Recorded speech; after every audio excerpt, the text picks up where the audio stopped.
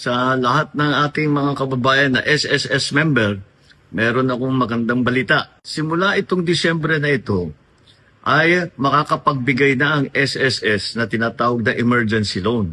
Dahil habang nasa ilalim, halimbawa, ng national emergency, ay magbibigay ng emergency loan ang SSS. Ito ay isang pautang na ang bayad ay mababa lang, 7% lang. Bukod pa riyan, ay meron tinatawag na 6-month moratorium.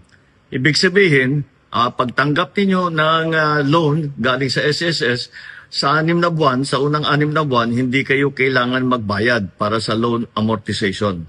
Para naman mapagaan ang inyong dala. Magagamit po ninyo itong loan na ito para sa inyong pangangailangan, lalo na, kagaya ng aking nabanggit, pagka-emergency, ito po ang makukuha ninyo sa SSS. At tuloy-tuloy naman po ang pakikipag-ugnayan ko sa SSS upang makahanap ng iba't iba pang paraan para magkaroon ng mas ligtas at makatarungan na alternatibo sa microloan at emergency loan. Maganda po ito kasi imbis na pupunta po kayo sa 5-6 at mapasubo sa malalim na utang, ay meron na kayong magagamit at ang babayaran lang ay 7% lamang. Kaya sana ito'y makatulong po sa inyo lahat.